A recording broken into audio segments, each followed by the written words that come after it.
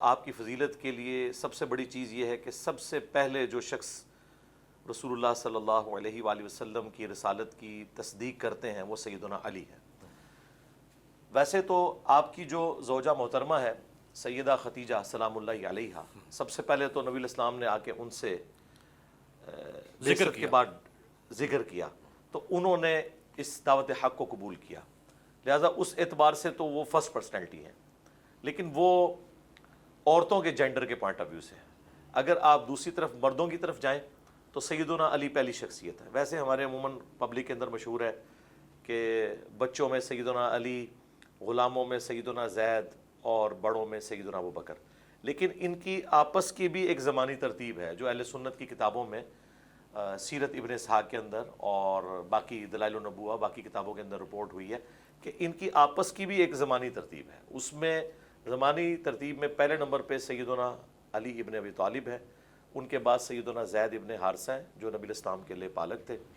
واحد صحابی جن کا نام بھی قرآن میں مینشن ہوا،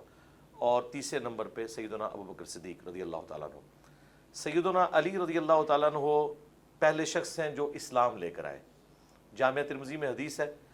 کہ پہلا شخص جو ایمان لے کر آیا، اسلام لے کر آیا، وہ سیدنا علی ابن ابی طالب ہے، لیکن اس وقت ان کی عمر آلموسٹ 8 سال تھی۔ انہوں نے کفر پہ کوئی بھی اپنی زندگی کا حصہ نہیں گزارا، اس کی وجہ ہے کہ چھوٹی عمر، معصوم، پھر نبی الاسلام کی وہ پرورش میں اللہ تعالیٰ نے دنیا میں یہ بدلہ دلوا دیا کہ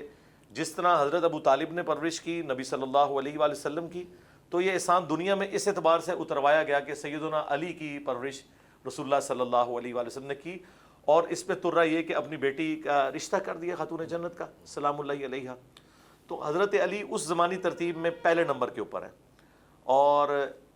سنن نسائی الکبریٰ کے اندر موجود ہے۔ مولا علی کہتے ہیں میں پہلا شخص ہوں جس نے نبی الاسلام کے ساتھ خانہ کعبہ شریف میں نماز پڑھی ہے،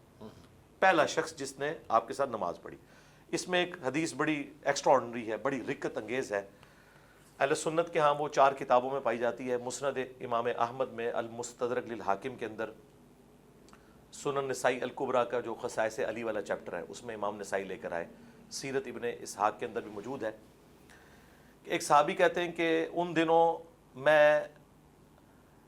تجارت کی غرض سے مکے آیا کرتا تھا اور حضرت عباس بن عبد المطلب کے ساتھ میری دوستی تھی، تو میں ان کے ساتھ بیٹھا ہوا تھا خانہ کعبہ شریف کے سین کے پاس، تو میں نے دیکھا کہ ایک خوبصورت نوجوان جو ہے وہ خانہ کعبہ شریف میں انٹر ہوا ہے اور اس نے قبلہ رخ ہو کر نماز شروع کی ہے،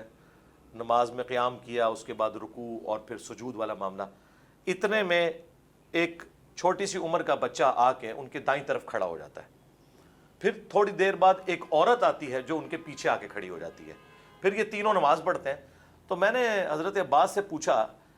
کہ یہ خوبصورت نوجوان کون ہے، تو انہوں نے کہا کہ یہ میرا بھتیجا ہے محمد صلی اللہ علیہ وآلہ وسلم، اور جو ان کے ساتھ کھڑے ہیں یہ بھی میرا بھتیجا ہے، اس کا نام ہے علی، اور جو پیچھے عورت بعد میں آگے کھڑی ہوئی یہ محمد کی بیوی ختیجہ ہے۔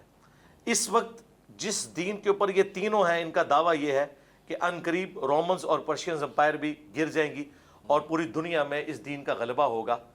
تو وہ صحابی کہتے ہیں کہ اس وقت کاش میں اگر ایمان لے آتا تو میں چوتھا شخص ہوتا، لیکن پھر وہ جب نبی الاسلام کو اللہ تعالیٰ نے غلبہ دیا تو وہ ایمان لے کر آئے۔ یہ ایک ڈومیننٹ حدیث ہے یہ بتانے کے لیے کہ شروع کے جو مسلمان نبی الاسلام کے ساتھ ہیں وہ سیدہ ختیجہ اور سیدنا علی ہیں۔ پھر شاب ابی طالب کے اندر آپ کو پتہ ہے جو تکلیف، 3 سال تقریباً، میں کہتا ہوں جی وہ تکلیف آج کے زمانے میں بھی کوئی امیجن نہیں کر سکتا۔ سعد ابن ابی وقاص کہتے ہیں کہ ہماری حالت یہ تھی کہ جس طرح بکریوں کو مینگنیاں آتی ہیں نا، یہ ہمارا معاملہ تھا، پتے کھا کر اور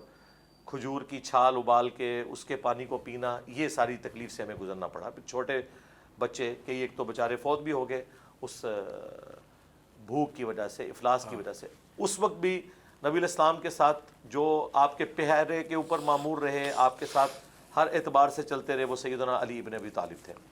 مکے کے دور میں بھی، اور مدنی دور تو جو ہے وہ چونکہ جنگوں سے عبارت ہے وہ قربانیوں سے عبارت ہے۔